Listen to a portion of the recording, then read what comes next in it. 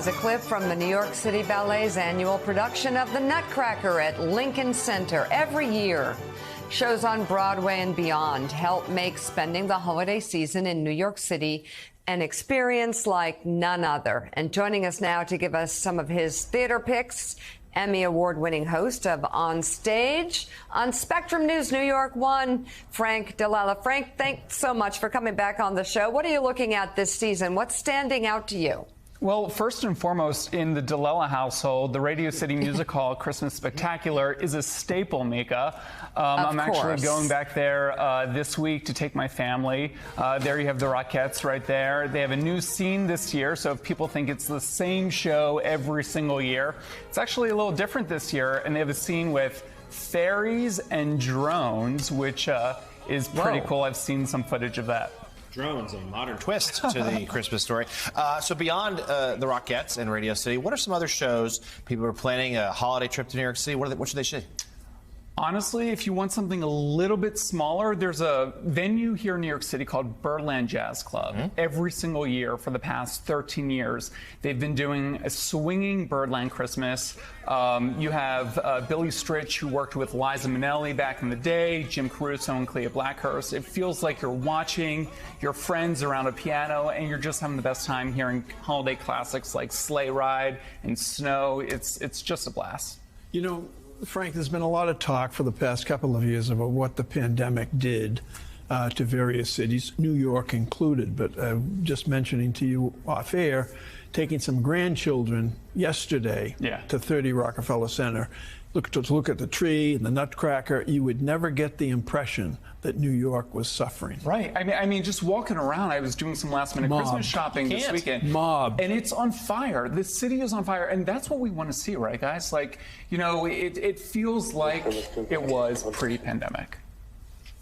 Yeah, so talk to us, right before you came on, we also talked about the theater industry right now and how you said the blockbusters are doing well. But we had Ain't No More on the playwright last week was on, and there was a suggestion that show was struggling, and he was making a public appeal. Great reviews, but people weren't coming. You have a little news as to give us an update, the viewers, as to what happened with that production, but what are the challenges that shows like that face right now? Yeah, well, first and foremost, Journey Cooper's Ain't No More, which is fantastic, has just gotten extended thanks to this public push.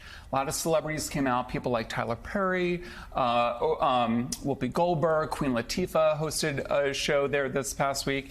And because of word of mouth and social media, it has extended. But, you know, I always say, people ask, you know, why aren't these shows surviving if they're really good? I mean, this show got rave reviews across the board.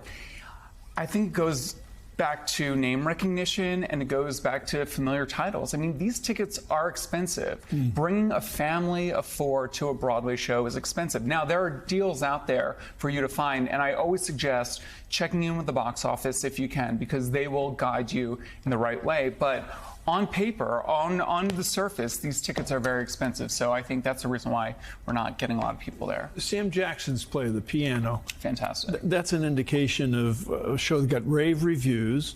And I don't think there was any public pressure. That it was just renewed and extended. It was extended, and you know what?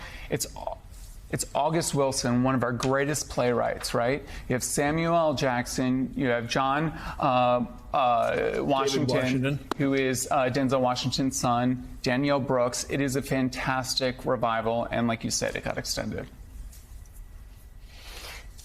All right, so I want to, Frank, ask if you have, you've already given tips on how to get good deals.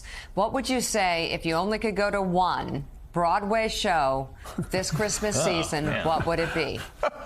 Well, Mika, if you can get a ticket to this, it's playing off-Broadway right now. It's called Merrily We Roll Along. It's playing at the New York Theater Workshop. It's a place where Rent originated before moving to Broadway. It stars Daniel Radcliffe, Jonathan Groff, and Lindsay Mendez, who we see right there.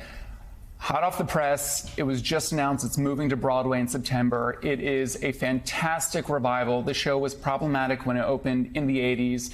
Only ran for a couple of performances. It's a Stephen Sondheim musical. Well, this actress-director, Maria Friedman from London, she tweaked it a couple years ago. She finally brought it over here, and it got rave reviews across the board.